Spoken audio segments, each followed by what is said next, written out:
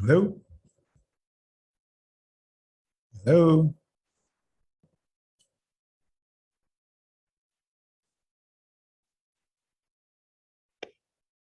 Testing 1, 2, 3. Yeah, welcome, Paul. Mustafa, can you give Paul also the rights to share? And Paul, can you check if you can share your presentation or not? I hope so.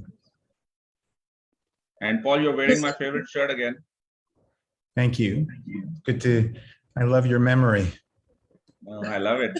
Okay, great. So you are able to share. You can unshare now. Otherwise, this is becoming a spoiler. Okay, great. We will start at 10:30. So everything We are is live tested. now.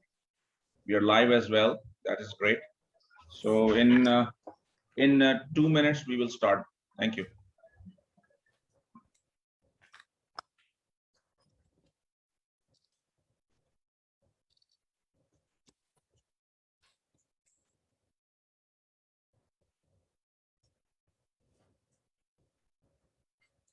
Hear me well, Zaki?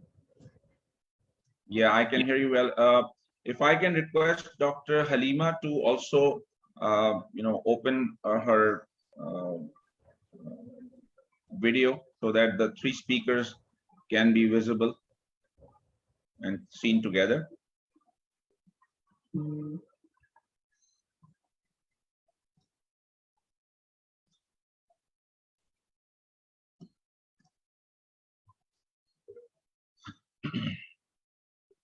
Thank you, Dr. Saab. So we'll just start in 2 minutes.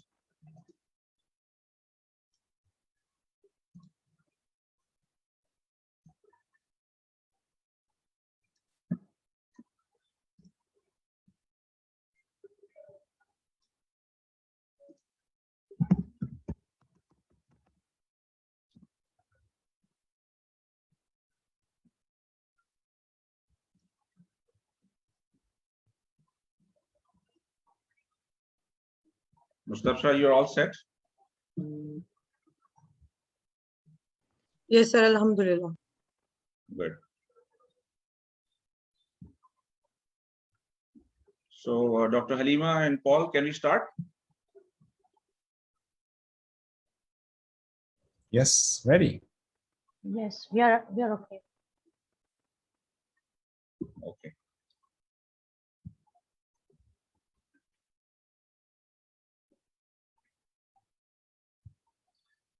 Okay. Bismillahirrahmanirrahim. Assalamu alaikum and welcome everyone to this webinar on the WHO World Patient Safety Day 2021 with the theme of maternal and newborn care, which is very relevant to this conversation today. I welcome all of you and especially our speakers from the US and from Pakistan. Professor Dr. Paul Barach, who's here with us, he has been a very close friend of not only myself, but Pakistan as well. He has visited numerous times. He has helped organizations, institutions in the country in developing not only individuals, but organizations and the culture, which I'm sure he will talk about today.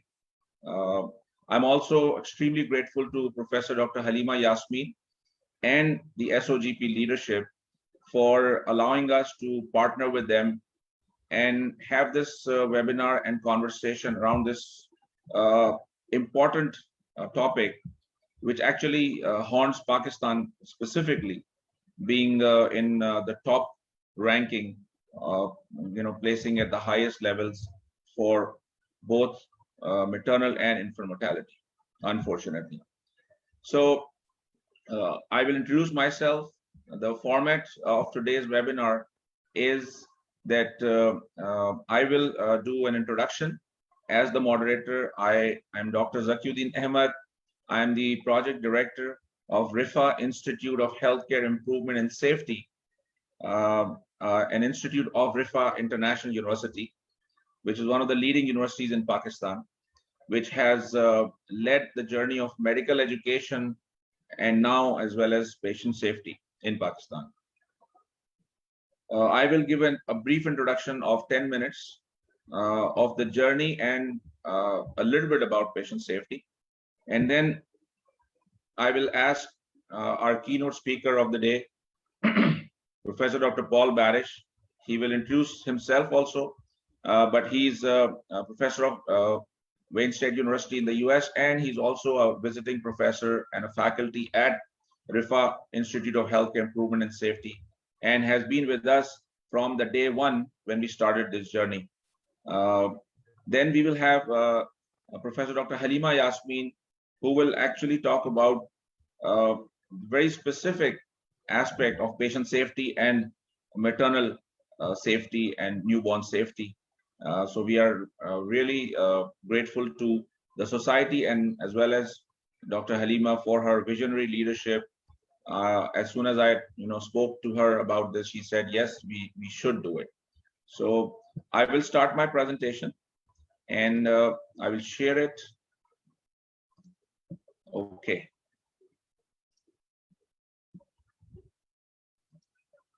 I have given my introduction. I'm the director of RIFA Institute of Healthcare Improvement and Safety, and I'm also the chairman of the International Conference on Patient Safety, which I'm going to talk about a little bit, and the president of Healthcare Quality and Safety Association of Pakistan. And we are celebrating the WHO World Patient Safety Day with the theme of safe maternal and newborn care. This is the first slide which I have prepared for the audience, and it gives you a very short summary of when and how did we start. So way back in 2004, when quality was not called patient safety, it was just mentioned as healthcare quality, we organized the first international conference in 2004 in Pakistan. And I just want to share something about it. We had 7 speakers, including an international speaker who's a signatory of the CPHQ certificate. We invited her from Canada, and we had leaders of quality from Pakistan, all over Pakistan, with 7 brilliant speakers. At that time in 2004, we only had around 10 or 11 people in the audience in that big conference which we wanted to organize. So that's how we started the journey, against all the odds, within an environment where no one knew or no one gave importance to quality in healthcare. So it was a very difficult journey, but alhamdulillah, some of us kept on working on it, and you can see that in 2021, now we are in a position to start our patient safety journal, which again will be the first in the region. So it has been a long 17 years of journey, but a very fruitful one, I must say. This is when we started working on quality, and I wanted to mention Mr. Nadeem Mustafa Khan, who had been the CEO and Director General of Aga Khan University Hospital, and we consider him as the founder of quality healthcare in the country. He actually led this concept of quality, and people like us, we were inspired by him, and then we continued the journey. Once he kind of stopped working in it, we still ask him, and he still honors and graces our conferences. So thank you very much, Nadeem Mustafa Khan, for making us work in this important area. Alhamdulillah, in 2016, RIFA International University, started this initiative, and it was under the visionary leadership of the Chancellor of RIFA University, Mr. Hassan Mohammad Khan, who's the son of the founder of the university, General Zulfikar Khan, who's the founder of Armed Forces Institute of Cardiology as well, and a very, very respected cardiologist in the Pakistan Army. Hassan Mohammad Khan, concurred with the vision, and he allowed us to establish this institute, which became the first in the region, not only in Pakistan. And ever since, alhamdulillah, we have been working together in different areas, as you can see here. And as I mentioned, Professor Dr. Paul Barach has been with us from the day one.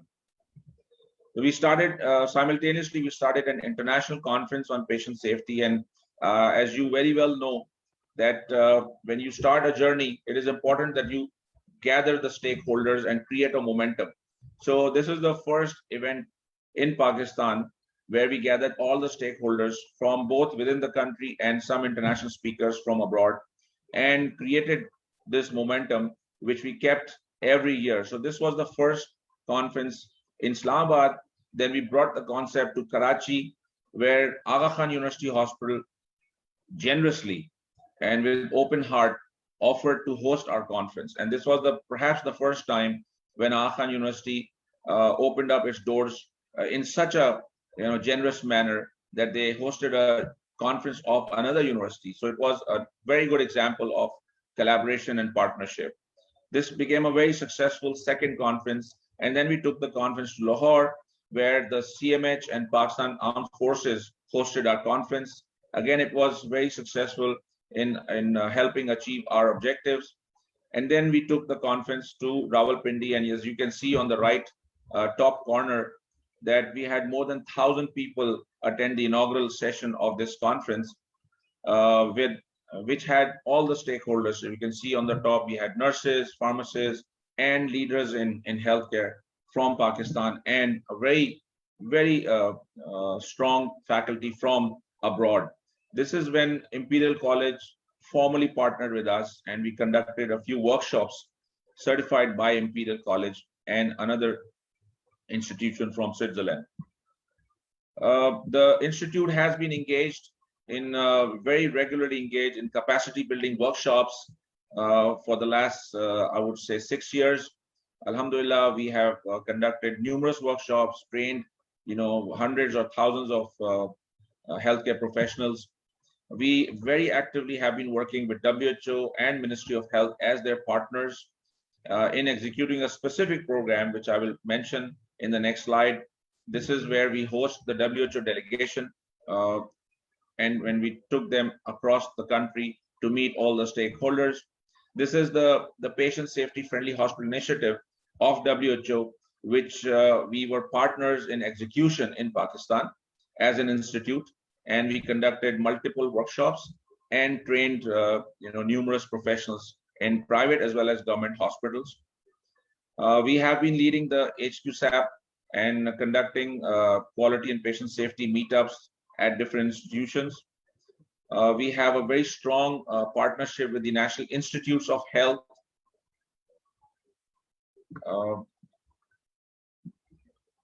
My presentation has been visible to everyone. Yes. Yes, Dr. Zaki, we could see it. Thank you. Okay, thank you very much. So as I said, we have been very strong in a strong partnership with the National Institutes of Health under the visionary leadership of General Amir Ikram, who's the executive director. And now, he and I work very closely and the institutes in this journey in Pakistan. Again, as I said, that we work with the Ministry of Health, and the Minister of Health at that time, a few years back, Dr. Zafar Mirza, who was from WHO, he gave us a few targets, and alhamdulillah, we have achieved those targets.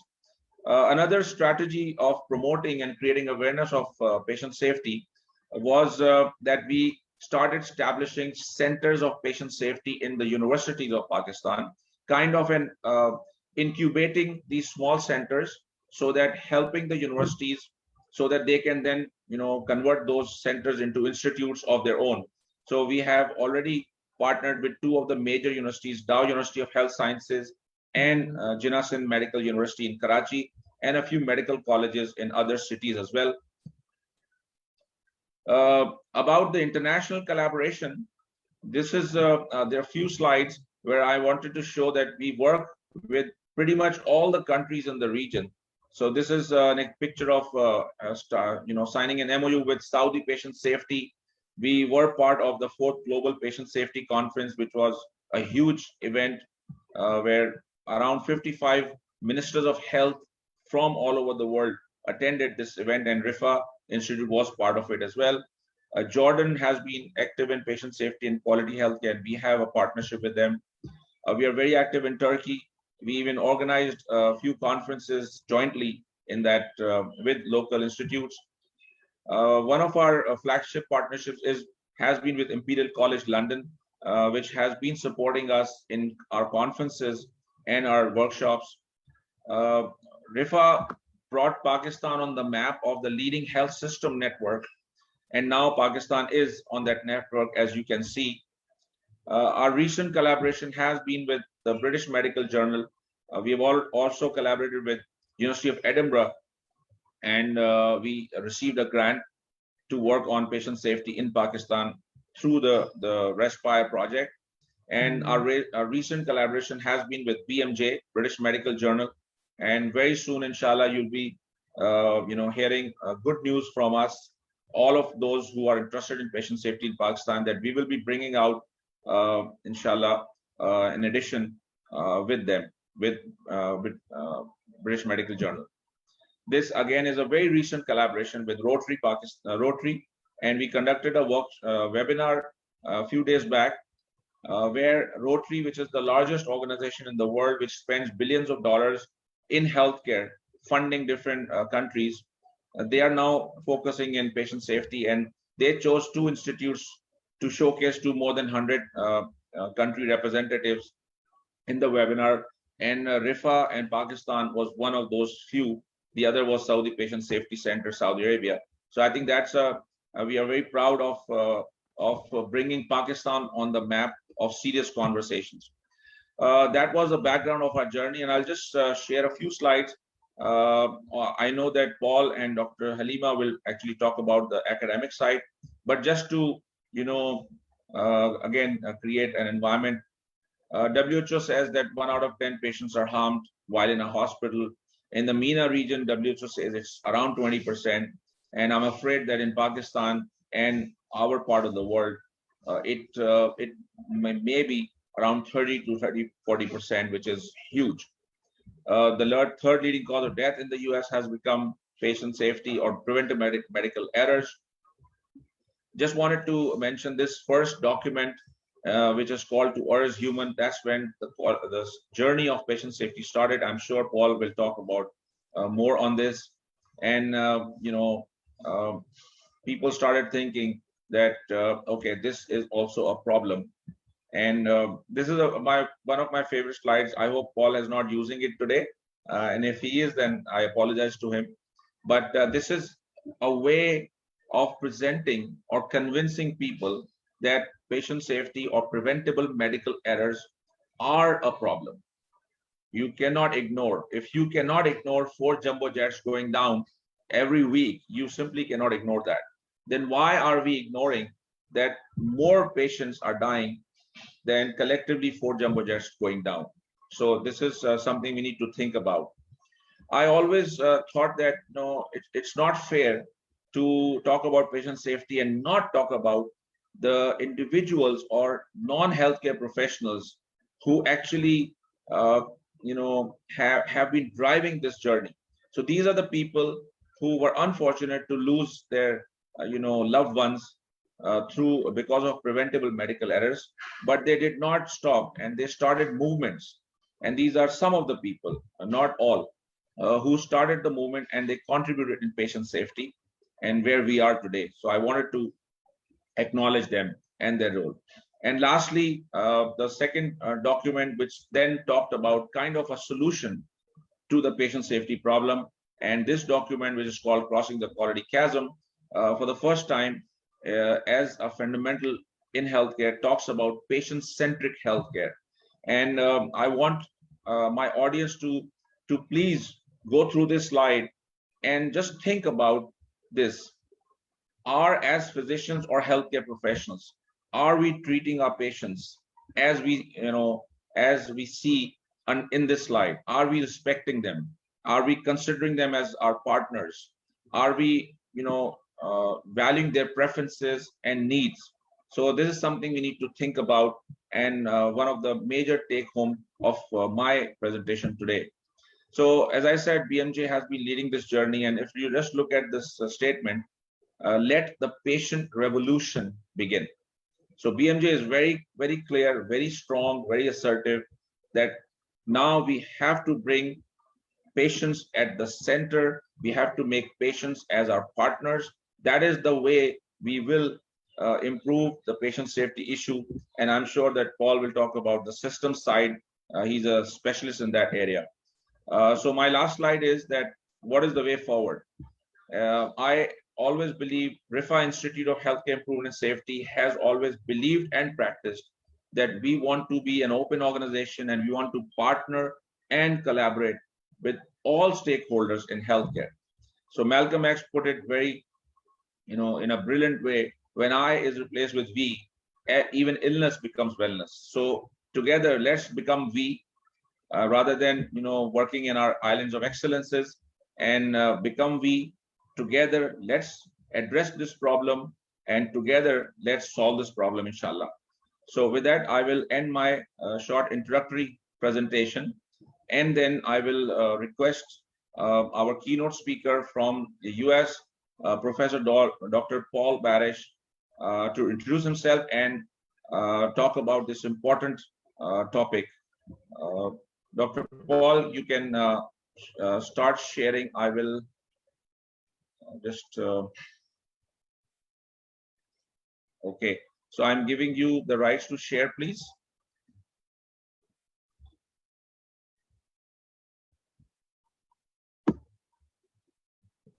Thank you, Zulfi. Thank you, Zaki. Hello, everybody. Good to be with you today. Zaki and I have talked about these topics so many times that one wonders, is it just about talking more about this topic, or how can we truly make a difference? And in this wonderful and important week of patient safety, I think it's important to reflect back on why it's so difficult to get people to change their behavior, and how can we make a difference in that journey. So I'm going to share my slides, and hopefully if somebody can give me an indication if you can see my slides. Yes, we can, Paul. Perfect, perfect. If you can put them on the slideshow mode, please. Yes, got it. Thank you. So this is some of my background. I've been involved in this work for about 20 years, both as a patient who was harmed, as a father who had a child who was harmed, as a child of my father who was harmed, and as somebody who has spent about 25 years working very closely with clinicians and managers to think differently about these issues of both the science of safety, but perhaps more importantly, the implementation of safety, and why is it so difficult to get things to change. So I want to share with you today a few thoughts, starting with the data. So these are the most important documents that you should be familiar with. They're written in very accessible data. On the left is the OECD report on universal healthcare coverage and the implications of not having coverage and quality. In the middle is the National Academy of Science, and on the right is the Lancet Commission. And all three of them point to a picture of what Zaki highlighted, which is excessive harm, both in developing as well as developed countries, with certain high-risk populations, particularly high-risk populations such as neonatal and maternal, pervasive human factors and systems problems, pervasive cultures of fear and shame and blame, and a lack of safety management systems. And while many people are trying and lots is going on, it's clear that the culture of care has only changed, perhaps at the margins, which is really tragic given how much good work has gone on. So I thought I'd start with this. This is the most recent overview of C-sections. And as you can see here around the world, the number of C-section rates continues to go up. And this is private and public. When you just look at the private, and it looks like I'm frozen. Can you hear me? Okay, good. Can you hear me? Yes, we can hear you. Perfect, but perfect. the slide is not going forward. Can you see this slide with the Yes, international? Yeah, thanks. Yeah, we can. Thank you. And so when you pull out the private data from certain countries, for example, Latin America, which is up on top in the brown, in Brazil, for example, the private cesarean section rate is about 84%, which is really outstandingly bad. The recommended WHO rates are about 10 to 12%. And of course, the more C-sections you do in general, the more it costs, the more there's complications, the more you need to deal with potential difficult airways. In short, this is a marker of how bad the problem is. However, when you look back in the last 100 years, you can see that the amount of maternal and child death per 100,000 delivery has dramatically gone down, starting in the 1920s, moving into hospitals, antibiotics, blood transfusions, exceptional good anesthesia. All this has brought it down quite low. So on average, things have gotten much, much better. But this doesn't unfortunately tell the whole story. It does suggest that science and innovation has gotten us very far. The problem now is that we're not implementing what we know. So this is not about new science. We don't need new basic science around neonatal and maternal care. We know more than enough to protect perhaps 95% of the mothers and babies that die around delivery. When you look at the map of maternal mortality worldwide, it is tragic when you look at the differences between high and middle income countries and low income countries. And sadly, Africa and Asia and Pakistan, unfortunately, is at the top of those levels, which is really tragic. I think it's the #1 country now for neonatal death and nearly the top 5 in maternal peri-delivery death. In my mind, this is a national crisis, and it's not just a crisis of health, it's a strategic crisis, obviously, because what it does is, in addition to the terrible harm to the mothers, babies, and families, it's an existential crisis for the country because it saps trust, it saps resources, and ultimately undermines the trust and the support of the people and governments. Just to be clear, this isn't just in those countries. Here you can see mortality that has risen, underscore risen in the last several years. And you can see Mexico, Chile, but also the US where mortality has risen. So for the first time in the last 40 years in the US, mortality rates have gone up. And you can see here that mortality rates in the US compared to developing countries where the numbers have gotten better, you can see in the US, it's actually gone up, which is really, really staggering. And there's a whole range of reasons why that is the case. It's important to realize this is not about money, although money is important. There are many other reasons why this continues to happen, will continue to happen. It is not a resource problem. Although resources are key, it is not a resource problem. And I'm glad to send afterwards a whole series of articles that shows that this is not about more money per se. It's about implementing what we know. It's about holding people to account. And it's about having a safety management system in the hospital, the region, and the country.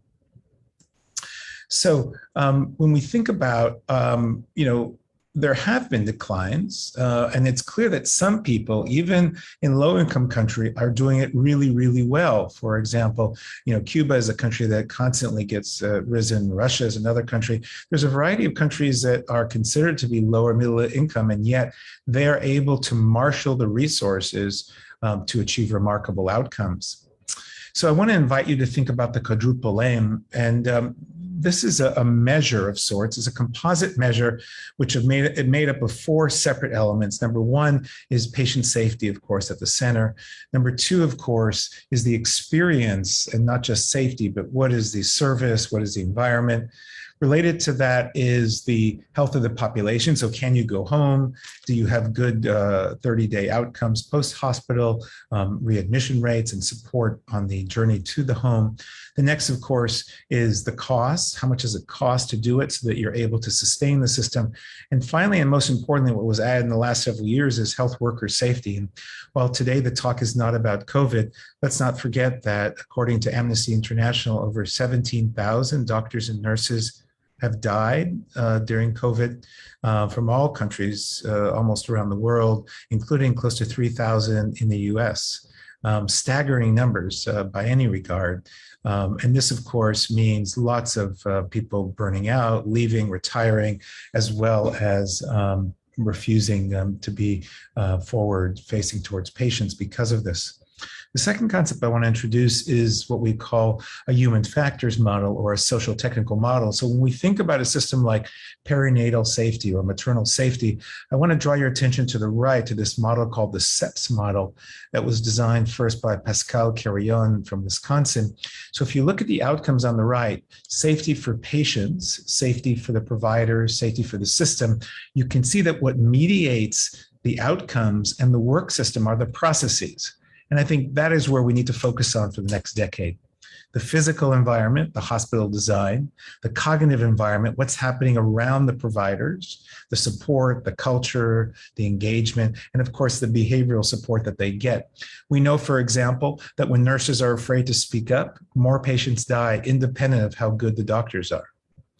We know, for example, that facilities by themselves contribute to infections, contribute to noise, contribute to slips, contribute to a whole variety of infections that are unique because of poor ventilation, poor sunlight, and poor nature exposure. On the left is a very important concept, which is the next one I want to share, and that is work as is versus work as imagined.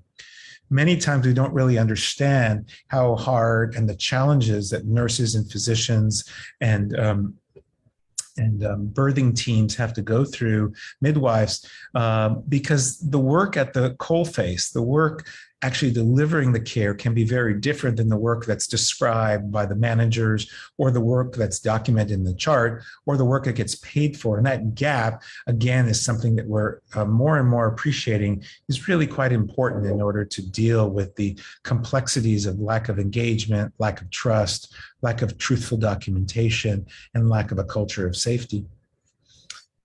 If you do have questions, please put them in the chat box and we'll answer them afterwards. This is a very nice model which comes from UNICEF, which has been used in low-income countries and low and middle-income countries. And the idea is, how do we build a safety management system in these settings that's not just about collecting data, but it's learning from the data, it's doing proper M&Ms, it's understanding how the team works together, and it's looking at the proximal and distal causes. And clearly, a lot of good work that's gone on around this issue of maternal safety. And I'll be remiss if I don't mention Zulfi Bhutta, a good friend of Zaki and mine from Aga Khan, who's just been awarded a major award in North America because of his work on implementation of perinatal and maternal safety in Pakistan and Asia. And his work is really focused on not just physicians, but the physician extenders in Pakistan, the lady health workers, the non-physicians, non-nurses, who essentially are the only people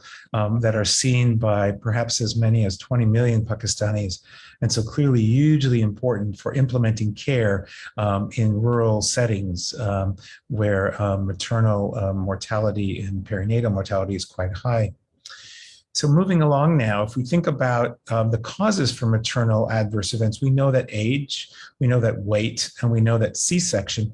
And so, for example, here is the US. We can see that Texas moms are dying, and you can see here that, again, that tends to correlate with weight and age. The older the women are, the more likely they are to get in trouble, and the more likely they are to refuse to get adequate care. Equally, you can see here about cesarean section rates, and birth weights. And again, you can see a related correlation that's connecting the two.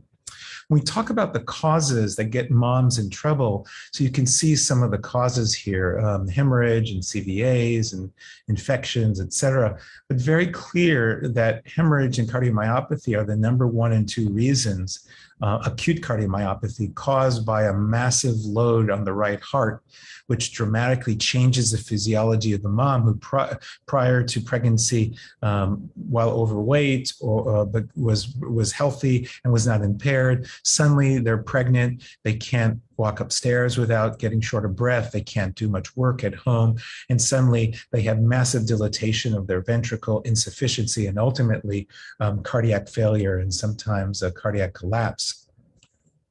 So the other important thing to think about is, and this is a very important concept that's introduced by the WHO and others, and this is the 3 delay model. So if you think about the key causes that cause these problems, we tend to categorize them according to 3 main reasons. Number 1, decisions by the mother or family to not seek care for a variety of reasons, from medical, financial, or religious reasons. Number 2, identifying the problem but delays in getting to the organization. And number 3, getting to the organization but not having adequate care, not having proper anesthesia, proper transfusions, proper central line management if they need to get rapid transfusion, inability to do a quick C-section if you have to get in and get the baby out. And of course, the factors that below that, and you can see that the solutions are very different for these 3 delays. And so it really requires a multi-pronged effort to deal with these 3 different delays, and most importantly, a political commitment. I'd love to see people, managers, executives, politicians, both in Pakistan and others, identify perinatal safety and maternal safety as the #1 health problem. It's not that there are not other problems, but there's not always the political commitment, which then trickles down and doesn't get enough support later on. So, C-sections seem to have gotten better and better. And yet when we look at C-sections, for example, this is the US, and you can see that C-sections have actually continued to increase, as I showed you earlier. Remarkably, in the US, you can see particularly in the US South, which is well known for poverty, well known for poor medical care, well known for abstinence from a whole range of public health, including, by the way, very, very poor vaccination rates. And they have the highest COVID rates in the US. So going back to this lovely paper from the Lancet, the best way to support moms and bubs is by connecting the mother prior to pregnancy or during pregnancy to a healthcare system, either a primary, secondary, and tertiary, and making sure that connection is based on trust, is based on support, meeting the mother and family where they are, not embarrassing them because they might not be able to read or they might not be able to understand, but supporting their lifelong development so that they're able to grow a family and they're able to nurture their children and family. It's clear, for example, that a previous vaginal is the best way to have a safe delivery, which is very interesting. A previous C-section is a huge problem. A previous vaginal is the best way to stay safe. So another important aspect. In fact, after C-section, there's no reason not to try a vaginal delivery, which is clear, but somehow not always respected. Here you see, for example, different mortalities based on placental pathology, uterine atony or rupture. Again, massive increase of mortality, particularly in poor settings, so 4 to 5-fold worse. So this brings us to another quick overview of the team model. So this is a model that we've worked on for about 15 years called Team Steps. It's freely available at the website for Team Steps, and it's all based on this model of trust, communication, and shared mental model. We've done this in maternal health systems in a variety of countries. We've been able to reduce communication failures, adverse events by about 35%, and ultimately reduce miscommunication, near misses, and improving outcome. And it's all based on teaching teams around perinatal care how to be a team leader, how to be a follower, how to support each other, how to talk to each other with respect, and ultimately, how does this translate? And so the knowledge, skills, and attitudes, highly measurable. And again, if you send me an email, I can send you some of these papers to follow through on them. Another concept before I wrap up here is this issue of high reliability organizational models. This is the most cutting edge model around the world. And what it speaks to is the power of culture. So we can do all the stuff that we need to do around outcomes, around accountability, around standardization. But if the culture is not about trust, if it's not about lack of fear, if it's not about the ability to speak up, you're not going to get to safety. Here, John Cotter, in a very lovely book, easy to read, talks about this idea of how to support readiness for change. And that means if we want to get perinatal teams and the managers around those teams to change, it has to be an urgent problem. There has to be a burning platform. We have to focus on this solely because it's that important.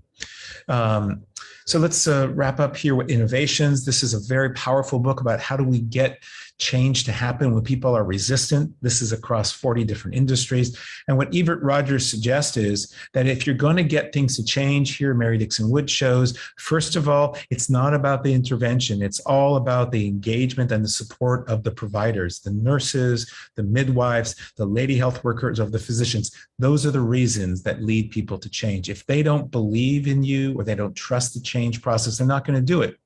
This is a book that we recently published, which has a lot of material on this idea of how do we improve the perinatal teams and how do we implement these ideas. This is not basic science. This is all implementation, secondary and tertiary science about how do we get people to do it using a PDSA quality improvement model. Again, effective innovations, we know about this. Effective implementation, which is all about governance and leadership, and the context in which these perinatal care, that leads to remarkable improvements in child safety, neonatal safety, and maternal safety. So we know that maternal mortality is rising worldwide remarkably. Cesarean section is a serious problem that clearly is a political and financial issue. We know that if we're going to get these things to go down, we have to focus on C-sections, but more importantly, we have to focus on creating a safety management system in obstetrics and around perinatal care, because otherwise we're not going to get much change around this space. So this is my email and my WhatsApp. There's a lot more to talk about this, but Zaki asked me to speak shortly. I'm delighted to answer questions about this, and I look forward to the conversation about how do we improve the perinatal and maternal safety and quality in Pakistan. Thank you.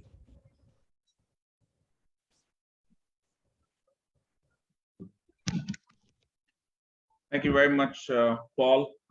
As always, it was very, very precise, very informative, and I'm sure that our participants, as well as all the people who will actually watch the video and the recording later on, will definitely contact you, and they will have a lot of questions. And I'm sure they've learned from this. And we will come back to you after Dr. Haleema, presents her presentation, and then we will have a kind of an interactive discussion between you and Dr. Haleema. As this is being recorded, so it will be useful for people who join us later on. So now I would request Professor Dr. Haleema Yasmin. Again, I want to thank her because of her, proactive approach. As I said earlier, as soon as I talked to her, she was like, yes, and I'm sure that she got the approval from the leadership immediately. Dr. Razia Korejo, again, we respect her all. So thank you to you, to Dr. Razia, and other leaders of SOGP for partnering with us. And please go ahead, start sharing your presentation. Dr. Haleema. Thank you, Dr. Zaki and the organizers for today's session. I'm really grateful, and I'm pleased to share the screen with a wonderful speaker like Professor Paul and yourself. So I would be basically talking more on the maternal aspect, specific aspects of maternal care. So if we talk about what is safety of care in maternity and neonatal care, just availability and utilization of health services, as already shown by Professor Paul, is not sufficient always to guarantee better health outcomes. Unsafe care is a global challenge worldwide. Maternal care is a special type of healthcare field where changes can evolve very rapidly. We all, as health professionals in obstetrics, know this.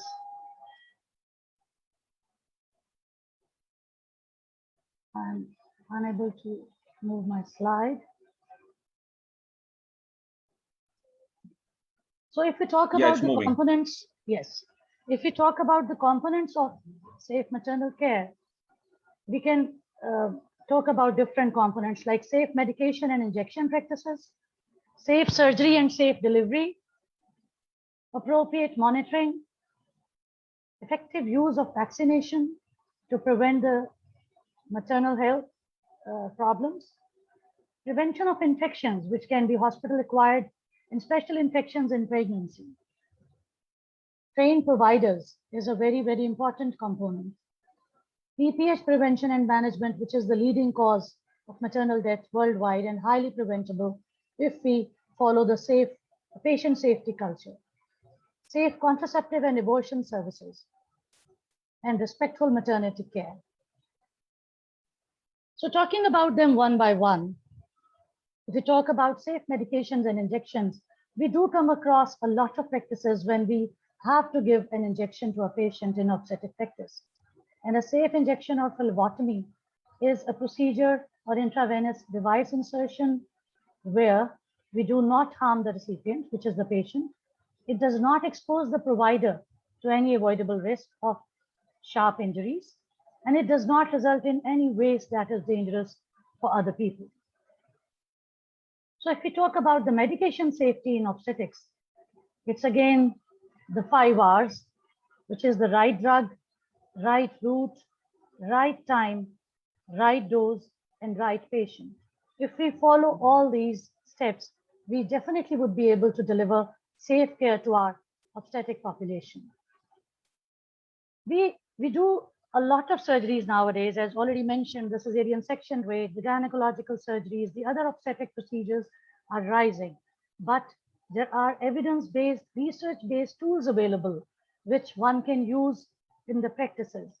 We conducted a research in our own institute among all the units, and it was very striking to know that a lot of surgical units were not using this tool.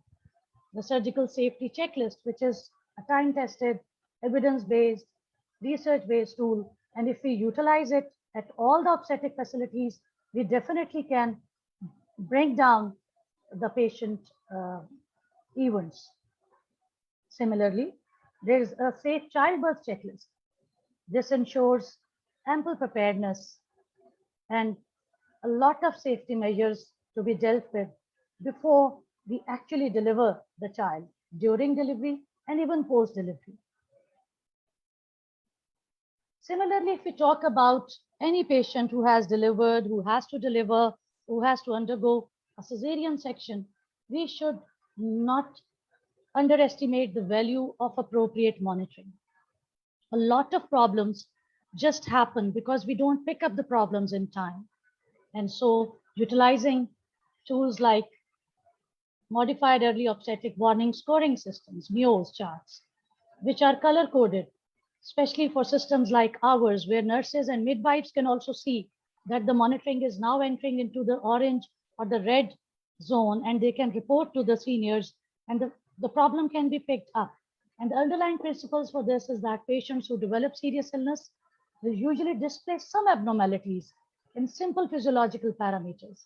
So appropriate and real fair monitoring is of paramount importance. Similarly, if we talk about vaccination, there are so many vaccinations available, and we should not bring in the myths of anti-vaccination campaigns to our care. We should give the best care to our women. There are so many vaccinations which are available. Most of them are live attenuated or killed viri or bacteria, which can prevent so many infections which can harm these ladies. Any infection, if they occur during pregnancy, put the woman at a higher risk of death and morbidity. We have Boostrex, which is combined Tdap, hepatitis B, hepatitis E. Special mention about hepatitis E in Pakistani scenario. We lose so many young women due to acute hepatitis because we know that hepatitis E in pregnancy is far more detrimental. And hepatitis E vaccination is now available by local manufacturers, and we should promote these. Influenza, meningococcal, poliovirus, rabies, typhoid, anthrax, yellow fever, and now COVID-19.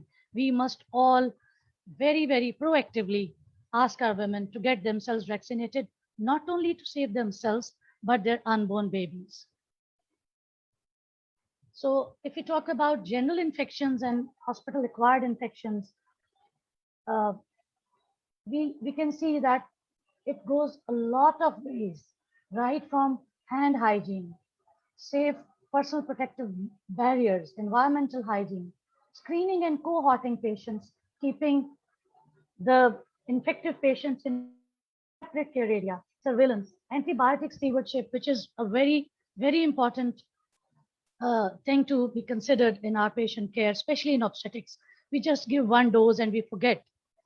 We even don't ask for the compliance from our ladies, whether they are taking medication properly or not. Has she understood what dosage and for how many days has she has to take that medication?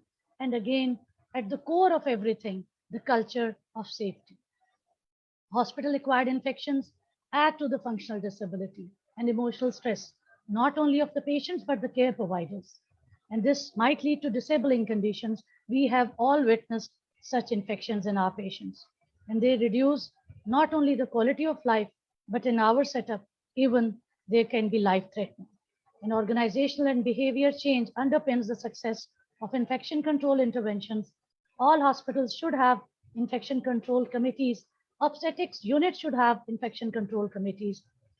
And this is a global targeted initiative. We should raise awareness of the need for improved infection control measures during childbirth. Having trained providers of all cadres, talking about obstetricians, anesthesia specialists, nurses, midwives, ancillary staff like lab technicians, operation theater technicians, not only proper training, but high quality, dedicated training, and empowering those trained people to develop their leadership skills so that they come up as a focused professional. And I would again mention over here, the role of interprofessional teams, the collaborative care, can never be underestimated. Evidence has suggested world over that outcomes can be improved by skilled birth attendants, but just the presence of skilled birth attendant in recent years has shown, especially in Southeast Asia, has not been very successful in reducing maternal and newborn health indicators. So we need to develop the quality indicators as well, whether these skilled providers are following those quality indicators or not, and if the system is supporting them to practice those safety measures in a proper way or not. If we talk about PPH, which is a major killer, and it is so much preventable, we must follow the proper evidence-based guidelines. We must prevent with active management of third stage of labor by preventing anemia by high quality antenatal care, finding out the risk factors for PPH in deliveries. But despite that, the PPH can occur anytime. So offering a bundle approach of putting in all the evidence-based tools like aortic massage, aortic compression, uterine massage, uterine balloon tamponade, high quality uterotonic agents, and blood transfusion services. By all this, we can prevent deaths related to PPH. And if a patient has to undergo intervention, then a high quality surgical procedure like B-Lynch or compression suture, or an obstetric hysterectomy or devascularization procedure. If we talk about safe contraception and abortion, if we prevent pregnancies, the pregnancy-related complications can also be prevented. So unplanned pregnancies can be prevented by proper contraceptive guidance. Similarly, sharp curettage should be abundant. It should be prohibited. The practitioners and providers should train themselves in other safer practices like manual vacuum aspiration and medication abortion. Coming to another aspect, which is so damaging to the mental health of our patients, the respectful maternity care. The emphasis of creating awareness of care providers on the standards and categories of respectful maternity care is very, very important. It is an approach which is patient-centered, and it is an individual-based on principles of ethics and respects of human rights. Our women are poor women. They come from a varied background. They already have faced so many complications in the periphery. The only thing which they have left when they reach us to tertiary care hospital is their dignity. I request you all, please don't damage their dignity at that time by asking questions like judging them. Where have you been? Where have you been treated? Why didn't you reach the facility in time? It is not my and your job. We have not been into their boots. We don't know what suffering have they have faced. So we must follow all these 7 rights of respectful maternity care. And I'm going to present a poster in upcoming FIGO on this as well.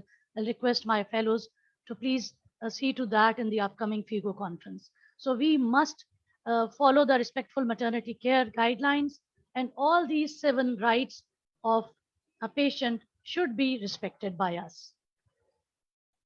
So I would like to conclude that in addition to typical threats to patient safety, pregnancy, childbirth, and postpartum year presents a complex set of safety challenges, which we need to be more proactive about. It cannot be just alleviated by following a general guideline. OPS and neonatal care is a very special kind and complex care which can turn into complication at any time. So we should be involved to face these challenges of potential underusage, overusage, misdiagnosis, omission, and emotional harm to our patients. So we can focus on continuity of care before, during, and after childbirth, uniformity of services, equity of care to be delivered to all women if we want to achieve universal health coverage, and the Sustainable Development Goals. Appropriate care based on the assessment of pregnancy-related risks regarding to the case at hand. So one shirt can't fit anyone. We have to tailor-make our management protocols to the needs of one woman, which might be different from the other. And a culture of collaborative care, a culture of patient safety, a culture of patient-centered care, and a culture of partnership will definitely go a long way. Thank you very much, the Center for Patient Safety, for letting me speak on this, which is very close to my heart. Thank you. Thank you, Dr. Haleema. A brilliant presentation, I must say, mashallah. And I'm so glad that we had this webinar because we were having our share of challenges and we were extremely committed in other pre-planned activities all around Pakistan. But I think your commitment and the interest, made sure that we kept planning, and finally we have, alhamdulillah, conducted this, and I'm so happy, and I've learned a lot from your presentation, Dr. Haleema. Thank you very much for summarizing a few of the things which I have observed in your presentation as well. Is the mention of culture, is the mention of leadership. In a few slides, I see that people are now realizing that it's not enough to train our residents or even faculty and consultants on the clinical aspects.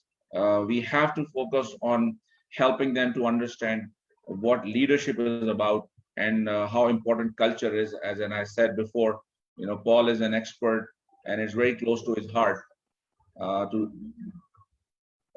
always talks, and I'm sure that he will end his today's talk with a few mention of culture and leadership. So RIFA Institute of Health Improvement and Safety would love to collaborate with SOGP on patient safety, on developing a culture of safety, and on developing their members on leadership as well.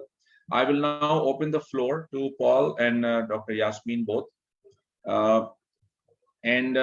I would suggest that if Dr. Haleema can ask a question if she has to Paul, and if Paul wants to talk to, because we are not opening it up for the participants as such because of the scarcity of time. So over to you, Paul and Haleema. Thank you very much, Dr. Zaki, for giving me this wonderful opportunity to talk to Dr. Paul.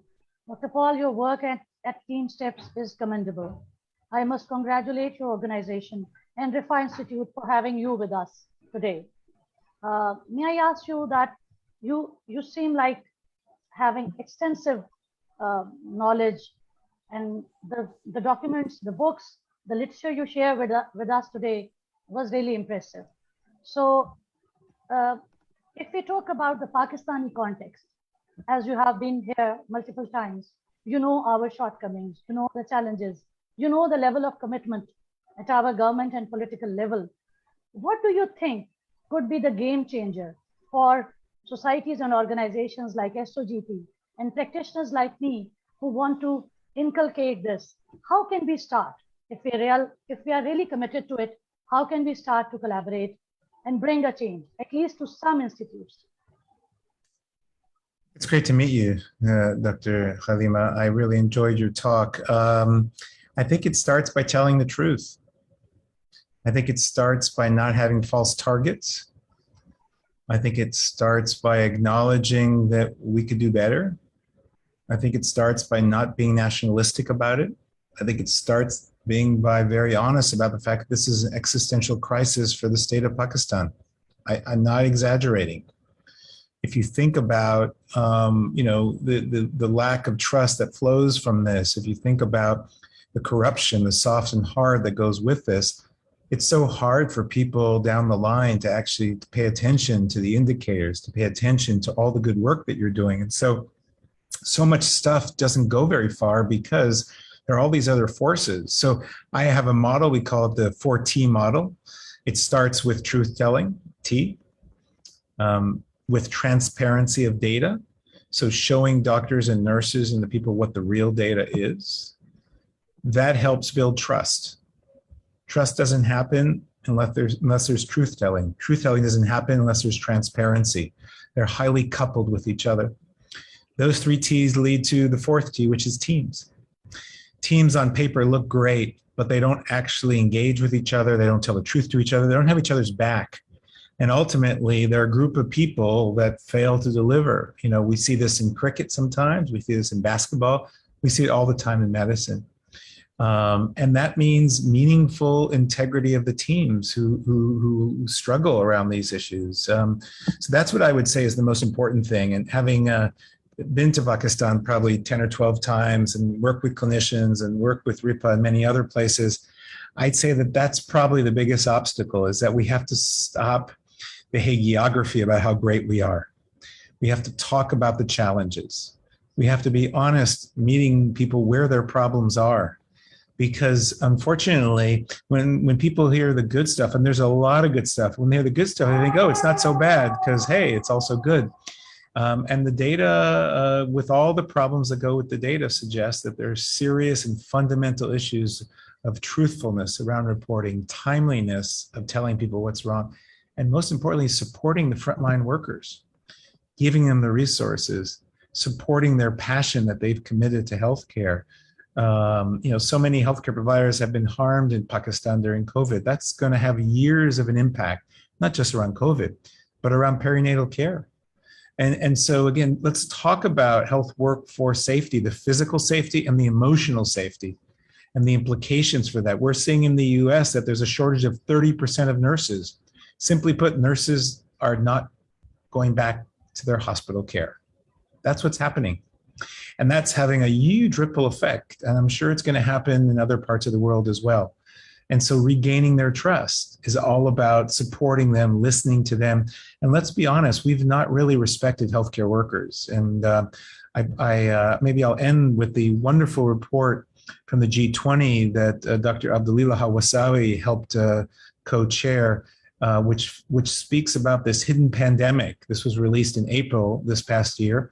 And it talks about the patient harm, but also the staff harm, the physical harm, the emotional harm, the moral injury, and the fact that there's no joy left when they're struggling with a system that doesn't support them, either because they don't have workable wages, or because they don't have proper PPE, or because their bosses are belligerent and nasty to them, or because they can't tell the truth when they see, for example, a physician breaking the rules. They're afraid to say anything.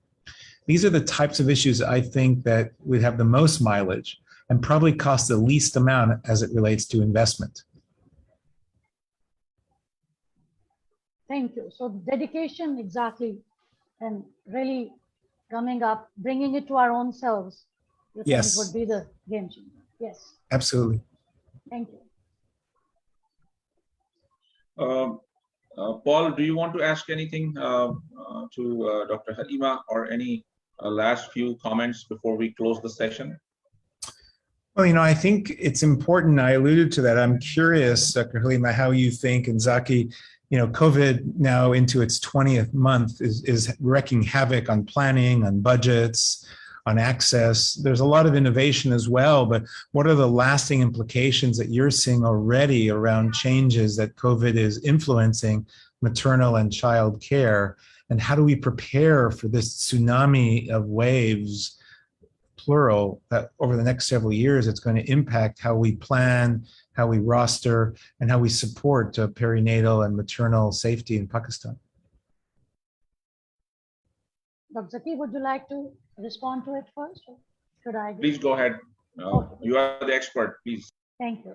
Dr. Pal, I think there's a negative and a positive side to your comment and question. I think there definitely is going to be a lot of stress related to this unknown enemy. The research is coming up very rapidly. The knowledge generation is going up. But are we still on it regarding the treatment, regarding the modes of genetic mutations coming up day by day, and the already overburdened health facilities almost succumbing to this virus and the related morbidities. Can we ask the participants to kindly mute? Sorry. So similarly, there's a positive thing. The vaccination has come up, and all the organizations have asked. I would like to particularly talk about pregnant women and their unborn babies. The organizations, the governments have shown their dedication now to propagate the vaccination drive. So I think that can be the safety like any other infectious disorder, and the culture of personal safety by proper standard preventing protocols, mask, hand hygiene, and all that, and adapting to the new lifestyle, adapting to new teaching and learning strategies, adapting to new strategies of research and healthcare. So without this, I think it would be a very fearful war. So I think we should definitely work on these steps and plan ahead, because a lot of countries, including my own and others, very developed countries, showed clearly that there wasn't any planning. It was coming up. So we usually lack planning for any big problem. So that I think can solve certain issues related to this.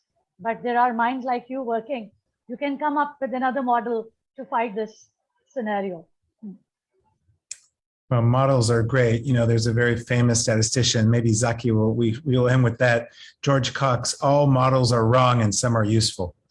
Models can help us, but it's all about the local culture, the local willingness, the local leadership, and the spirit. And I'm always impressed with the incredible warmth and spirit and engagement of Pakistanis. And so how do we help pivot that and leverage that, Zaki, to help support this topic?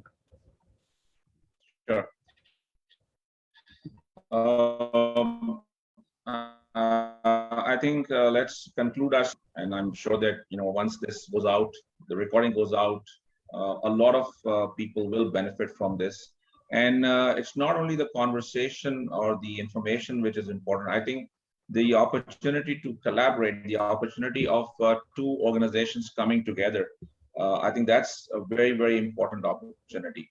And I would like to close with this commitment from the RIFA Institute of Healthcare Improvement and the RIFA University, that as we have partnered and collaborated and worked with so many other institutes, organizations, associations in the last 6-7 years, we stand committed. This is a new partnership for us with the SOGP under your leadership. We see that there is a potential and a need for a lot of capacity building, I would say. So I would just summarize these areas into say 4 areas that RIFA Institute can help SOGP in developing these key 4 areas. One is teamwork through team steps, and Paul is one of the co-authors of this framework, which has been has shown that it brings down morbidity and mortality. Leadership, culture, and communication. We know that around 70 to 80% of the preventable medical errors or harms have some kind of an association with communication or lack of communication or miscommunication. So we are now emphasizing much more on communication as we used to before. Obviously, culture, leadership, and teamwork has been with us. So RIHIS wish to partner with SOGP, we can have a conversation, offline conversation, how the institute can assist SOGP as a national organization in building the capacity, in creating more awareness, and creating knowledge together. As I mentioned that we are, inshallah, bringing out the first patient safety journal of this region. And that is another area where we would like SOGP to help us, because you have been in this space for a very long time, much before. This is something new for us. We have taken this initiative. It's a major undertaking for us, and we need, help from as many experts as possible. So that's something which we would like you to help us with. And as I mentioned that, a major achievement for us has taken place, that RIFA Institute of Healthcare Improvement and Safety is partnering with BMJ in bringing out a special Pakistan edition on patient safety. So we would like to invite SOGP in that as well. Thank you very much for offering this, Dr. Zaki, and for your commitment to the cause. As you would not feel SOGP behind on all these commitments, and we would love to join hands together with all organizations and collaborate in this regard. And this definitely will bring in some change in Pakistani women and children health. Thank you very much. Inshallah. So with that, I end. I need to thank especially Paul, because you can appreciate that it's after midnight. What time it is? Is it exactly, Paul, at your end? It's 1:38 in the morning. Yeah. Although your background does not reflect that, but we all need to appreciate and acknowledge and sincerely thank Paul for his commitment in helping Pakistan by staying up so late. I was a little shy in asking him to present at this late hour, but I was confident that he would always say yes. So Paul, thank you very much again. Sincere thanks to you for helping us understand and helping us in our journey. I want to thank Dr. Haleema. I want to thank Dr. Razia Kurejo and all friends in SOGP who have confidence in us, who have supported us, and the participants who took our time on Sunday. And inshallah, this recording will be available on our YouTube channel, and then the link will be shared with SOGP and other partners as well. I wish to thank my team at RIHIS, who you cannot see, but they have been working from the, behind the scenes, as we say. So I thank all of them. Thank you very much, and hope that we can reduce the preventable medical errors, inshallah, in Pakistan together. Assalamu alaikum. Thank you very much. Thank you. Good night, everybody.